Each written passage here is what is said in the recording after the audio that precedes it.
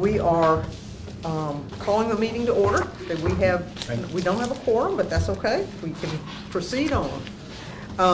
So we are very fortunate today. Mr. Ramsey is going to share with us the master plan for MSU, and I'm really excited about that. I have seen the presentation, or at least some measure of the presentation, at Rotary just not so long ago, and I thought this would be a wonderful opportunity for the board to see what MSU's got planned and all the things that Saunders has been doing. So, take it away. Thank you guys for having me. I got a lot to cover in a really short amount of time. So, first of all, I want to introduce myself. My name is Saunders Ramsey, Executive Director of Campus Services.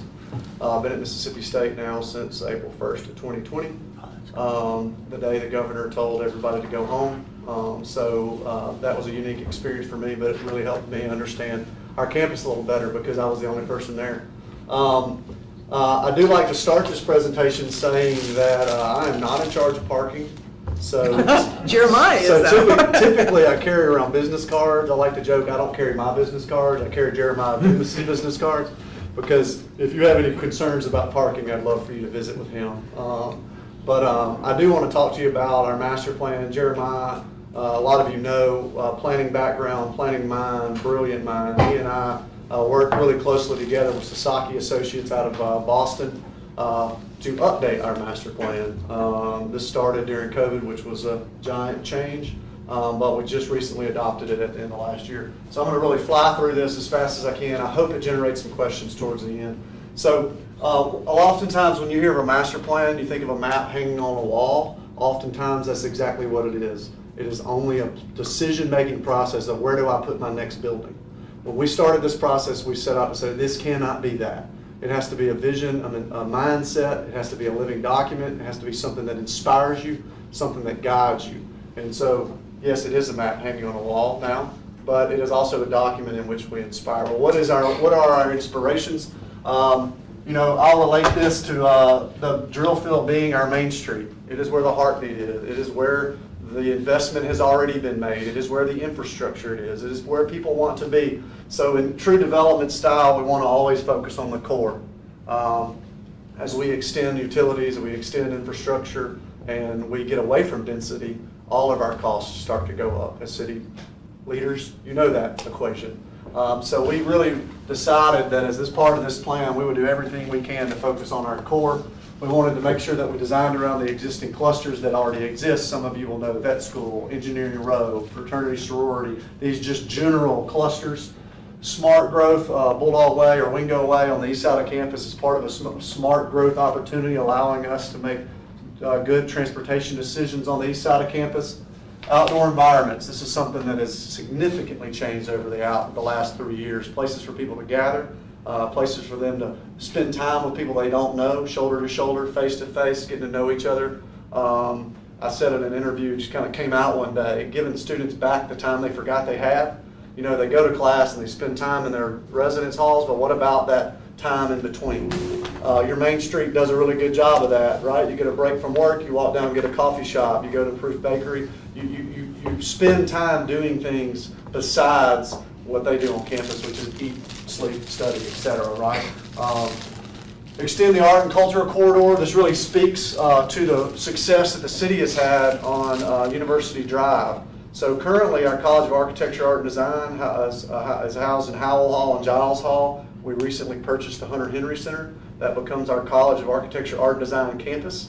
You can kind of feel that culture moving towards the west, as the Midtown starts to move towards the east to the Cotton District, and making sure that we do all we can do to connect our cultural and our arts and our corridors to you, so that we make sure that we've got a consistent message all the way through. Obviously, as a land-grant institution, we have to respect the land we're responsible for. So Davis Wade Stadium kind of sits on a ridge. Half of our campus goes to the north to Chadwick Lake. Half of our campus comes to the South Farm.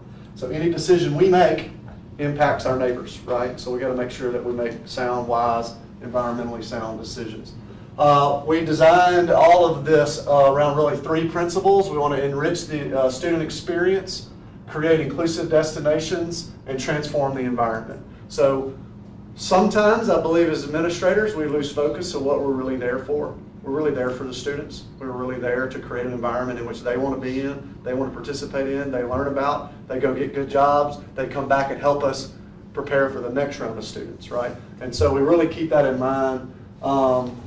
Campus life was one of our big planning frameworks. Things like places to gather, outreach, giving back to the city, participating with the city, wellness link. We have a Sanderson Center on the north side. We're looking at a new wellness center one day on the south side. It may not be exactly like the Sanderson Center. Programming may be completely different. We're learning a lot more about mental health now, general well-being, that may not be bench presses and treadmills, right? So just kind of understanding the full body wellness experience. You can see a wellness link connected all the way to the research park, and then us acknowledging that a Rails to Trails project is something that we want to help you with, we want to be a part of, we want to facilitate connection, we want to be a node for that effort. Just another example of working together, town and gown. We talked about clusters earlier on the east side of campus around Hardy Street. A lot of you know that as Engineering Row. Always do. Let me step away. Science, technology, engineering, and math. We talked about wellness. The Lee Hall YMCA building, that area is becoming more of an administrative, student success focused cluster where students can come in one spot, visit, pay their bills, ask their questions, receive any type of counseling they might need, whether it be personal or academic.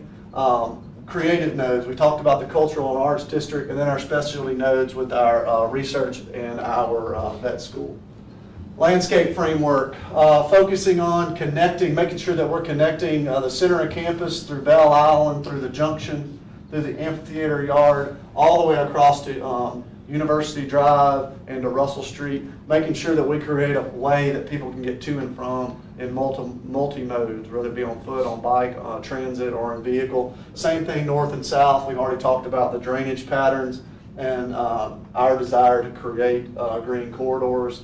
Mobility frameworks, we're acknowledging our main intersections on campus, gateways, if you will, Blackjack and Hell State Boulevard, Russell Street, and Highway 12, College View at Highway 12, and then Bailey Howell at 182.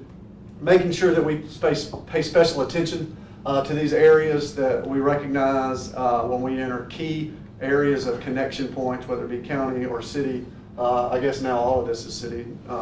So just recognizing that so that when we invest in those areas, we do it in a way that is very attractive and welcoming. We mentioned this East Road, Wingo Way now. What this has really done is allowed us to limit the high-speed, if you will, vehicles through the center of campus. Hardy Street was the connection from Blackjack Road to 182. We had multiple incidents with students in the last few years. If you've listened closely, you've heard plenty of complaints about the new gates on campus. Those go to Jeremiah too. But what the gates have done is, in a time in which conflicts rise when vehicles go up with pedestrians, the gates have calmed all that down. Hardy Street right now is almost like a ghost town. What it has done is, now I've gone to the administration and said, look, nobody's really using Hardy Street anymore. We can completely reimagine what that is. It allows us to add some outdoor study rooms, some additional food truck parking, potential entertainment zone along Hardy Street. So is the bus not using Hardy Street? It will, but the bus doesn't need the whole space, so it allows us to create more of a shared environment that's not focused on just north-south. So the story we tell here is that 10 or 15 years ago, this was a north-south vehicular route. In the master plan, we have a heat map of where the student growth is. We all know where that is. This has really turned into an east-west pedestrian crossing now. It's like 5 mid-block crossings. So a simple planning effort of a road many years in advance has now allowed us to change the interior campus. Urban design, point out a few things. This is Hardy Street. As you can see, there's a bus route one direction with a shared use path. It may not look exactly like this. It's acknowledging that we want to change it. This is the new Rula Engineering Building. We're acknowledging that across from there we will look at some science, some type of STEM building over time. What I want to point to today specifically is just west of Allen Hall. This is where McCarthy Gym sits. We opened bids yesterday for that, and we have accepted those bids to demolish McCarthy Gym. And we'll be building a $65 million kinesiology and autism clinic on the south side of this quad. Everybody's been saying ag and bio has been rotated incorrectly for many, many years. It's actually rotated correctly. It's just waiting on this quad to be established. So this building will now make a lot more sense to those that complained about it facing the side of McCarthy Gym. Plant and soil sciences one day here, and then potentially an ag and bio expansion project. Don't look at the south end zone expansion. It's just we understand that one day we're going to have to do something there. We don't know exactly what that'll be. Bell Island, if you're familiar with this, the YMCA is here, Chapel is here. We're acknowledging that over time Bell Island will become more of a pedestrian-focused destination. As this intersection becomes more heavily traveled by pedestrians, and students like to drop their friends off right here for class, it's becoming more and more conflict-oriented with pedestrians and cars. We're not there yet. We're probably five years away. But there's certain things that are happening that are lowering the need for vehicles to be in the center of campus. We're going through an expansion project now with Aramark for their dining services in Perry Hall. One of the things I'm most excited about in Perry Hall is Perry Cafeterias. When I was growing up, that used to be a place we went to eat. The architecture and the interior is one of the most beautiful buildings on campus. But right now, I feel like it's a Disney World line. You got to like pay to even get in the building. We really challenge Aramark to open that back up to the public. You can walk in, you can have a cup of coffee, or you can just study. But you can enjoy Perry Cafeteria whether you're eating or not. Our student union has become very food focused. Our library is undergoing a review right now. We really don't have a place for students to just gather. And so Perry Cafeteria will begin that process of adding that back. You want to change the name? Cafeteria doesn't sound, and I don't mean the Perry part, I mean cafeteria doesn't sound like I'm not changing. a beautiful building, you know. Yeah. This is an acknowledgement just of the general idea at Bell Island, just creating a gathering, more welcome gathering places. Across from Old Main Academic Center is our new student housing project. It's under design now. Future national Panhellenic plots for the historically black fraternities. They're in the fundraising mode now. Just like traditional fraternities, they have the same pride, the same traditions, the same alumni, the same events, but they don't have houses like some of the traditional fraternities do. This is not something new. They've done this all over the country. We just don't have one at Mississippi State. We're in the process right now of helping them raise money, and we've designed this. It will be located here along with our student housing. Again, I got to go pretty quick, so this is just to dive into a lot of these things that that we're doing. This one does show you our residential expansion. This is north of Old Main Academic Center. This is our next, I think it's Azalea, a new residence hall. And then over time, we'll take down Kreitz, and we'll continue to expand to the east with our on-campus housing. Currently, we're in the position now where we can't lower our bed count without adding beds. So we've got to build a new dorm residence hall. Excuse me. I got in trouble for, they're not dorms anymore, they're residence halls. We got to build a new one, add the beds, take the other one off, and this will be something we do over the next 15 years. This is just an acknowledgement that our library needs to change. We need to really catch up to what a modern day library looks like. That does include some outdoor environments and some things of taking the learning outside, but it is also a slide that just speaks to our library. We're going to kick this project off, and when I say project, it's just a reimagining of the library over probably the next month or two. I would really look forward to that because it's like a lot of our streets that were built way too big back in the day. They have allowed us some really good opportunity. Same thing with the library. We don't need that much space for books any longer, but we do need that much space. The students need places to gather and congregate and collaborate. This is just an acknowledgement of Hardy Street changing. The message here is by reducing the use of this road, we can put back some of these spaces in front of Bowen Hall, in front of the library that are kind of been forgotten about because it's been such a car-focused mentality for so long.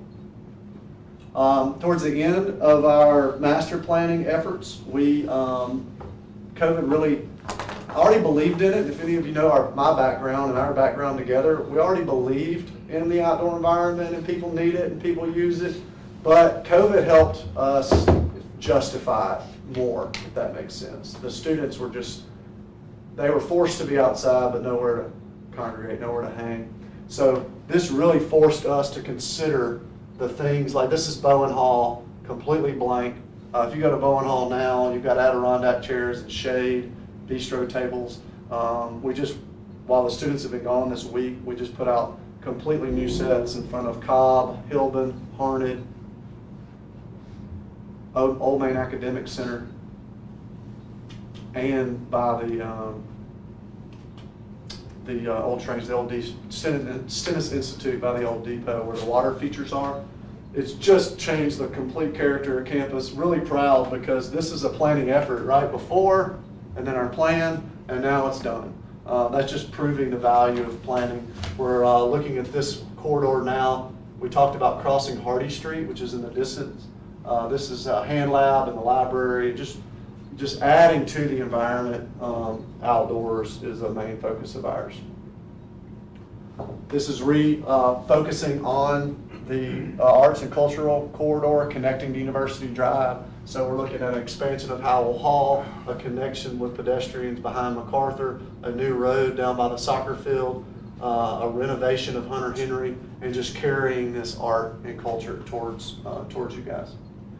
This is just focusing on our residential pattern. I've already kind of talked about that.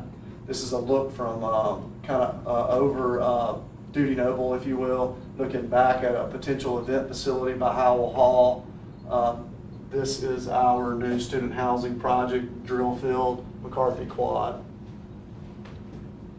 Athletics district, this plan did not focus much on athletics district. A lot of their major facility, new construction had already happened. This was more of an acknowledgement of renovations like potential coverage of a field, a softball indoor facility that's happening now, another loft, just kind of acknowledgement of what they're doing. Research Park, I would say this is kind of a bigger shift in mentality. If you remember, we built this North Research Park Road for what they call Phase 2 of the Research Park. We started really digging into what valuable research parks look like. They have a lot more density, they have a lot more offerings, a lot more collaboration, and so we've really worked with our research team to say we really need to focus on the core, just like our drill field, and infill in our research park. That buys us a lot of time. It actually enhances the environment of this research and makes it a more desirable place to work. I like this slide because it reinforces this gathering area, but it also highlights the need to connect our bike trails all the way through our Rails to Trails project that we hope to be a partner with you guys over the coming years, and just how that works not only for the city of Starkville but for Mississippi State University. So this is a slide that I'm very proud of. I'm proud of it because of this word right here, regional. Neil Schaefer, or MDOT hired Neil Schaefer to do a regional transportation plan that included the city, the county, and Mississippi State. We all ranked our priorities of needs. So Artesia Road was the highest priority for regional connections. 2 years ago, we received $2.5 million to construct this Artesia Road connection here to Hell State Boulevard. Why is that valuable? It's valuable to me because it's Mississippi State acknowledging that connections to us are valuable to the region, right? I think in the past, we weren't real comfortable with connectivity. It was more about protection and boundaries. And now we're really starting to realize that if we can participate in the ability to seek funding, construct it, and connect, that it helps the region. Another victory, right on the heels of that victory, was we received in the last legislative session $2 million to begin the planning and right-of-way purchase for Wingo Way Extended South. So what that means is Bulldog Way that we discussed going all the way to Lee Boulevard and 182, it will connect to Hell State Boulevard as well. So we're asking for the remainder of those funds in this session. We're hopeful to receive it. So 2.5 plus 2 plus we received $1.6 million to construct It's a traffic circle, but it's focused on pedestrian safety at the intersection of Bost and Bost next to the amphitheater from the Pike House. Are you familiar with this at all? So this is a big pedestrian crossing right off of Russell Street. So you come off the highway, you're coming down Stone Boulevard, and this road is offset from this road like this, and there's a lot of conflict points. So we recently received funding from MDOT to construct our first on-campus traffic circle. So just in the last 3 years, we're in the neighborhood of $7 million adding on, strictly from having a plan, working together, and helping the region, not just our campus. So real quick, let's flip over to... You're good. Okay, if I'm good, I want to show you these because I'm super proud of it. This is a city lesson too, because I just challenge our students and our administration. I'll challenge you, don't forget where you started, because you've done some really good things. This is between Perry Cafeteria and Montgomery Hall. This is where all of our student tours begin. So for every tour that's ever happened on campus, we were perfectly fine with them seeing this. Again, we didn't know we could do any better. We started with a planning mentality, and we said we think we can do better than that. We took this to Memphis, and a donor contributed to fund the new Icon Plaza, which has now become a social media buzz, because they can post this and everybody knows where they are. And so this was a win. I love this slide because one of my first asks for my vice president was to fix this piece of granite right here. And I said, no offense, Don, but you've got bigger problems than that piece of granite. Doesn't look very good, and nobody wants to hang out here. So we really reimagined this space. We cleaned the granite, we added the stone, we planted it, we created a more welcoming environment. I like this one because people like to say the things that create a space is make sure you have a bike rack, a place to sit, a sidewalk, lighting, a trash can, and some grass. Well, this has all of that, and nobody wanted to be there. But we studied it, and we said, what if we created a place where people can engage? We have ping pong tables, proper shade, outdoor seating, and we did it, and it's much more welcoming now. Athletic district, they wanted to expand the Humphrey Coliseum. Lakeview Drive was a problem. They couldn't expand this way with all of their amenities because Lakeview Drive was in the way. We all collaborated. We got on a golf cart. We drove down this parking lot right here, and we realized that it was already flat. It already drained. It was already a road. Let's just add curb and gutter, and let's move Lakeview Drive. And so this was the first project in which we really started new design principles from a roadway perspective. We believe on-street parking helps with speeds. The street trees help with this, the enjoyment of the street that you have. And we constructed what I hope to become a new roadway section for Mississippi State, which acknowledges the importance of narrowing the pedestrian crossing, on-street parking to slow speeds.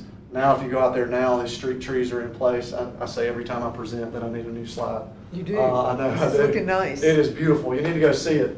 And then the punchline here is always take your before photos on a cloudy day, because it really makes your after photos look better. The story here is that we really thought we were okay with this. We acknowledged the bull rings history. We had a bully statue and a couple places to sit, and this was okay. Nobody thought it was a problem. They used to say, oh, this used to be Highway 12, because we didn't know what it could be. Now, the events they host here, the seating, the shade, we're working with backstage music right now to add some very soft music like you've done at the partnership downtown. Just creating an environment where people want to be, and in that environment, it spurs more, and people want more. I tell the students all the time, the best thing you can do is use it, because every time you use it, you justify another project, right? Speak positively of it. All right, last slide, and then we'll be done. Let's go to the, another thing we can do is we're not developers. We're not good at being developers, but what we can do is we can take property that we do own and facilitate development through public funding, the Grant Library. This is next to the mill. The architecture will not look like this, I promise. This is a placeholder. But if Mississippi State can serve a role in which we generate funding to create destinations for people to come to our city, right? That's the role we should serve. We can do this, but we want to do it in a way that helps you and it helps us and it helps not only the city but the region and the state, right? I met a guy this week that was from Oxford, Mississippi, that came down to the Grant Library, and he was with his father, and his father said, I've been to both campuses, and your campus blows Ole Miss out of the water. I actually have it on tape, I'm just not allowed to share. But it meant a lot. We can participate in things that spur your economy. That should be our role, in addition to what we already do, right? And I believe our administration right now is completely on board with that. We appreciate what you guys do on a daily basis, and we hope that the ability we have to maybe be with you in the public eye and with the correspondence in Washington at the state level, that when we combine and we help each other, I think the sky's the limit. So I think it's great. Do y'all have any kind of timeline? I know you got, I think it's 26 million you got set for the library. Yeah. Do y'all have a timeline that you're looking at? Because I think so we've hired the professional. Okay. They're under contract. We've got a kickoff meeting next month. I think the challenge right now is the funding source for this, NARA. They've never done a project. Excuse me. They've never let someone else do a project. So this is like brand new territory. I think it's going to be really slow moving because of that. I also think that we've got $26 million, but we really wish we had $40 million. Yeah, well, Dr. Kim said he was trying to get at least right, another 10. and so it's kind of that balancing act. You just say thank you and design the $26 million and move as fast as you can, or do you prove that you need $40 million and you prove that you need $50 million, but it takes a year or two longer. Yeah. Do you have any current pictures of the, and I realize this is more Jeremiah than you, but since it's a biking kind of thing, do you have any pictures of the status of the 182 to College View bike? I don't. I need to add that. I do not. But what I love about that path is they did that forestry mowing underneath it, so the canopy of the trees are still there, but we got a path going through the woods. It's great. But that's just another example of working together.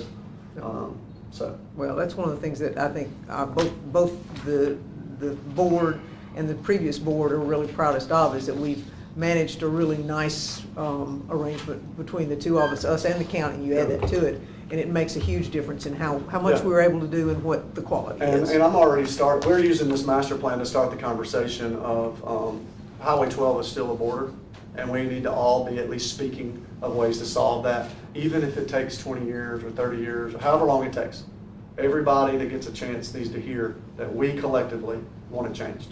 It's going to cost a lot of money, it's going to take a lot of time, but if we're all saying the same thing constantly, we're hopeful that it'll gain the attention and the funding it needs. Okay, got a question? Okay, go ahead. I'm sorry, Mike. Just a couple questions. That's like 6 or 7 acres there where that's possible. And I see those other buildings in there.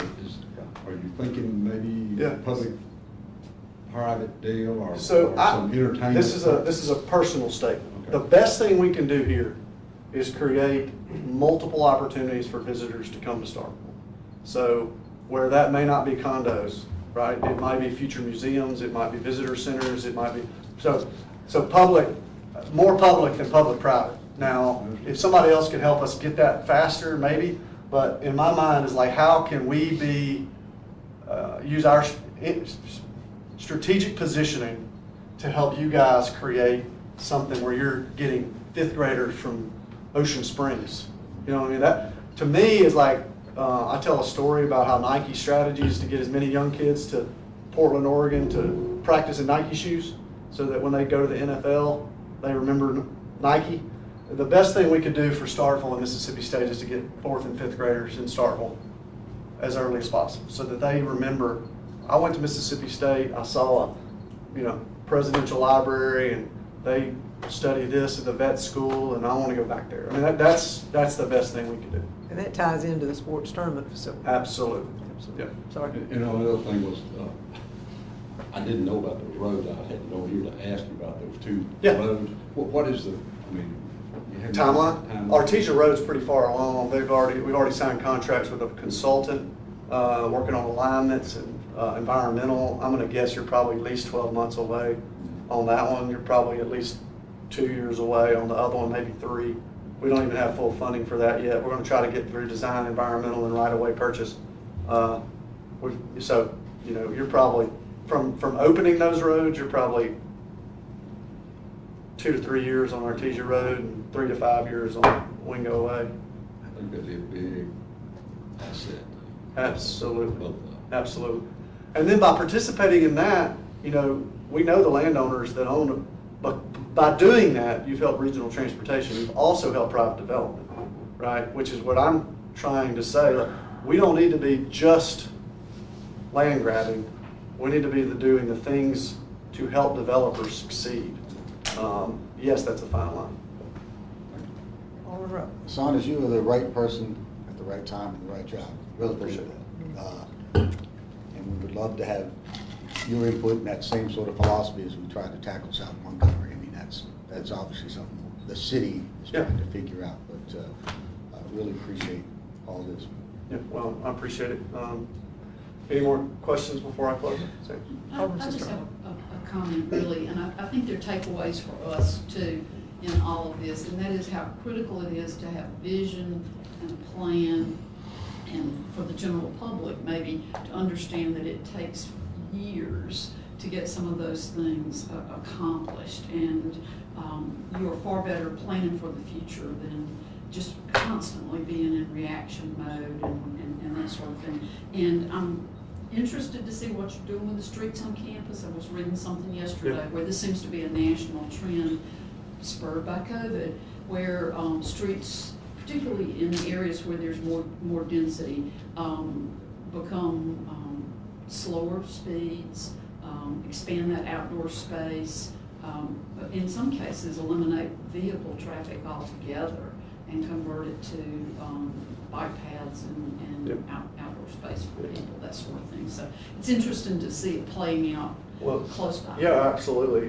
Jeffrey, your comment was nice, but I want to focus on the right time. You know, one of the things I laugh about is that when you hire a 37-year-old from the private sector, to get retirement, you have to be there for a while. So I can dream about things that are 30 years away, because fortunately, hope to be there for a while. It's really cool to be part of something what I consider transformational. Well, I don't want to blow you up any more than I have. Don't. I've seen the impact just in what we're doing with the ESA. Well, that's great. Well, And it's great that you're a hometown person. Yeah, I do. I'm just curiosity question about Perry Cafeteria. What year was that born, and what is that architecture? I mean, it's a cathedral type style, but what I is should that? know that, but I don't. I don't even know. I think you're onto something there. I mean, when you think about just the iconic cathedral style. We're working on a the cool lighting. project as well. If you go back to the planning way back, Jeremiah knows this better than I do, with Olmsted and his planning of campus. When Old Main Dormitory was there, you could stand in the center of the drill field and look through the courtyards of Old Main, the dormitory. And the center of Perry Cafeteria was framed under the arches. So we got a project right now, we're talking to a donor about putting some of those arches back. So just to recognize the memory of Old Main, bring back some of that architectural character, some of those planning principles. Those are the fun things. I brought it to the partnership meeting, but another thing I've learned pretty quickly is that people are very vision oriented. They need to see it.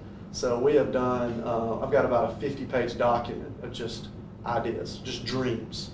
And some of them are $10,000 projects, and some of them are $5 million. But if you show up and somebody's interested in helping Mississippi State, it really does two things. You can say, look, we're dreaming, we're planning, and if you want to help, you can help. If you don't want to help, that's fine. We're going to keep dreaming. You know what I mean? And we've shown on there what we've done, what we've accomplished. And it really helps people, you know, feel like they're part of the change, or realize that you're not just sitting on your hands. You know, you're trying to make it better. So. Cool. Well, we all rise together as we know. Absolutely. Anything? Thank y'all for having Thank me. you so I much. really, really do appreciate what y'all are, what you're doing for us all. Well, we want to continue doing it together. Absolutely. Thank y'all. All right, cool. All right, gentlemen and ladies, we can move forward with our agenda. Get me another woman on the board. So I can say ladies. All right, Burke, as I understand it, you want us to hold off on any consent for March the 7th because you haven't had a chance to take a look at it. Is that correct? I haven't, but I will have. Okay. I will have All them. right, so we can leave it off, and if you give us the thumbs up on Tuesday, Okay, we I can will consider do. that consent for the minutes. It would be the work session for March the 3rd, and then the regular session on Tuesday, if we've got that. We've got some introduction of new employees. Where's Nav? How many do we have? Do we know? We have about 8. Okay, whoa, we'll have a little fun then, won't we? Okay, cool. Well, we'll look forward to that. Anything anybody wants to highlight under comments at all? Okay, no citizen comments. I'm gonna call Mr. Turner and find out if he's gonna talk to me because he's coming Tuesday. Hey, what? Yeah. But we'll expect Mr. Turner again. No public appearances. We have the first public hearing to amend the Unified Development Code, which Mr. Burnett is going to bring forward. It has to do with streets and the damage that we're getting from particular projects and our way to see if we can't hold that accountable. So that should be in your packet, but it's just a one-pager, and this is the first public hearing on it, so we'll have a second one. The mayor has no items for the agenda. Alderman Sistrunk has drafted a tax abatement ordinance that she wants to have us consider calling for the first public hearing, but it'll be public hearings.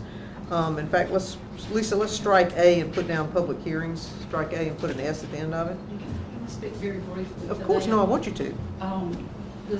There's state statutes, there are 2 state statutes that allow the city to provide tax abatements if you follow a particular process. And this is the first step to having that process in place here in Starkville. They're used in several places around the state already. But this is another economic development tool that we can offer. Now it's restrictive in where it can be and what it can be used for. But that's laid out in that draft ordinance. It is limited in time, 7 years under one of the statutes, 10 years under the other. It is strictly based upon board approval, so it has to be requested and of the board and approved to waive the Per taxes. project? Per project. So I think that if we go forward with this, the important thing is to not just put the ordinance in place, but to develop a policy for, with some guidelines for what kind of projects are we willing to do a tax abatement for, where does it make sense? And also, as y'all are reading it and thinking about it, the dollar value of how much a project has to be to justify the hoops of going through an approval. $1 million commercial project, just as you're keeping things in mind, $1 million commercial project will generate for the city of Starkville less than $5,000 in taxes. That's not going to move the needle much on a lot of projects, but a $10 million project, $50,000 might make a difference, particularly when you're looking at it over 7 or 10 years. And how does those work with TIFs? It would be an alternative to, in my opinion, and it's strictly property taxes. It's any or all property taxes, so it wouldn't impact our sales tax revenues. It can be used for historic districts. It can be used for commercial districts. Now, I put down here, since I was drafting the agenda item, I thought I understood you to want it for Central Business District. And define the central, that's one of the things that we have to do is define the central business district. And at MML, this past winter when I was down there, the people who were doing a presentation on this said that they encouraged us to define the central business district as anything with a commercial zoning. And I can give you the legal group That undercuts your normal thought about a central business district. Well, it does and it doesn't. It really is, you know, if you're talking about just downtown, it really limits the benefit of this. Well, we've got a fairly broad central business district defined, but I could take away the language of central and just have it as a business district. They still define it as a central business district. They still follow that language, but define it based on usage. So you're recommending that it be just any commercially zoned property? I mean, I agree with that. That's how I've started. That's how I've started, because it would require, again, I don't think it makes sense for, if Taco Bell is doing something and they're doing a small upgrade, that's not the kind of project we're talking about. But if something is being redeveloped that's a larger project, and that might be something that we looked at for a TIF, this is another option to give us a way to help without getting into having to do a TIF. So, but that's a board decision, and I just wanted y'all to have plenty of time to think about it. I was saying, I mean, you see them with the steel, the new carbon plant, you know, $1 billion project, it's $226 million worth of tax abatements. My question on that, I guess, I don't want to put this on any kind of consent yet. I just want to read this. Well, this back. is just calling for the public hearing. Okay, but I still don't want to put it on consent. I Okay. want to read this back, and I haven't got into it yet. So tax abatements, if they're not dealing with sales tax, I mean, so if they 7 to 10 years, after that, you're just completely. They're back on the doing- tax rolls. And that next year. They're on the tax rolls all along. It's just that mechanically, they are exempted from taxes for. Could they come in and Strictly ad request an valorem extension, I taxes, guess? too. Yeah. Do they, No, is there's one no 7 years, 10 years? There's no provision for an extension. I mean, this is probably part of one of the biggest tools that we have, you know, as a municipality to draw in, I'm thinking big commercial type or manufacturing type districts. But, could this be used for the North Star Industrial Park? It depends on how we define central business district. And the other thing that I would encourage this board, future boards, as it's being used, is to look at what other tax benefits an organization is qualifying for. So if they're already getting a TIF, I don't know that this makes any sense. Or if they're getting historic preservation credits, I don't know that this makes sense. But it's just another tool in the toolbox. Exactly. Well, and we don't have that many. the link would be negotiating North Star stuff, and they would be negotiating on many levels, not the least of which would be some state, you know, funding from us, tax abatements from us. So, yeah. And there are county provisions that allow for this same thing, and that's when it becomes much more meaningful if the county adopts a similar. That was gonna be my question. We're just doing 20% of that tax. And school taxes are not, it's not applicable to school taxes, so it would strictly be property taxes for the city and the county, if the county, and I've had conversations in the past, but I think before anybody would go to the county to request this, we need to know that we want to move forward with it. My only pushback is calling it Central Business District, because that has a connotation. I would be more inclined to say business districts. And we business areas. can rename this ordinance. I think central business district is statutory. That's what Oh, is it? Okay, well, that's driven another thing. I just, you know, Central Business District, you usually think about it as your core, and that's what we've talked about as it relates to like the leisure district. This incorporates a central business district, so that's my only But the nice thought. attorneys at MML. Well, I mean, if that's what they've named it, that's what the statute says, then. Says you can define it however you want. Okay, all right, so, And there may anyway. be areas that we don't want to include. I don't know what they are, but we may. But that should be that's in the packet, It's right, in the Lisa? packet. It's in the packet. The other thing that you'll have is a draft policy for how you would evaluate a project, and a link to the statutory language, and some links if you want to go look at Horn Lake and see what they've got, or Ocean Springs and see what they've got. So, Horn Lake. did No, you said Horn Lake. My ears heard something else. Horn Lake. Yeah, got it. Okay, all right, so airport has nothing, and we have community development planning. Mr. Haviland is on the coast. He's not remote. Lyle, are you managing this for him? Yes, ma'am. Okay, so we have a request for certificate of appropriateness at 400 Greensboro. Would you like to share with us how that came out? Yes, ma'am. There was a vote by the Historic Preservation Board. Basically, it was 4-1 voting against. But what is it for? It is for the a gravel driveway that was added behind the house. It's going to be behind a privacy fence, but essentially allowing for the applicant to park, I think, 3 or 4 vehicles. But it was previously a grassed-in area, and basically they've already done the work, and they're applying for the vehicles to keep it. Okay. And This is the Stark House. Yes. I need more information. So they've already done all this, and now they're asking? Yes. The Well- Historic Preservation Commission is asking on behalf of the Well, they are asking, it came to the attention of the Historic Preservation Commission that this had been done, and this is in controversy to what's allowed in the historic district. And so, once they were notified of it, then they have come in to ask for permission to keep it. And if we don't approve this, then it's torn out? Originally, they would have had to obtain a certificate of appropriateness from the Historic Preservation Commission in order to be able to make such an addition to it. This is kind of one of those cases where someone's already done the work, so now they're having to come back and apply for it. Now, the Historic Preservation Board recommended that it be denied, not allowed to be there, vote 4-1.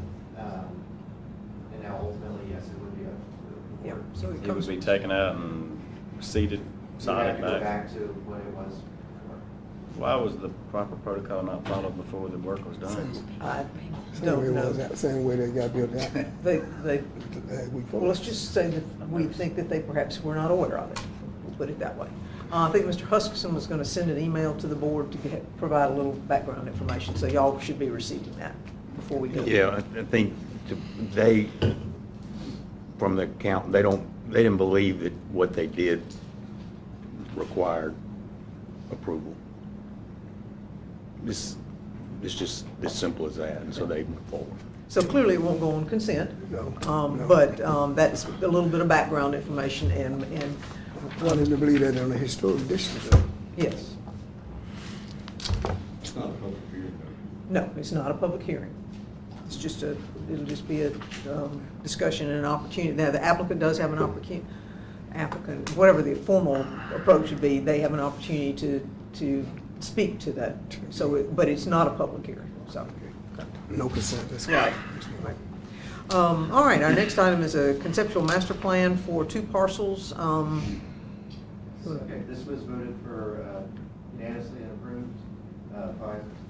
And essentially, it is a renewal. This is something that had previously been approved in the past, but since it had passed in a lot of period of time without a site plan or anything being adopted, they're basically coming for, so it's the same thing that was approved before. And it's every 2 years, they need to come forward for a renewal of it, put it that way. This is the Josies.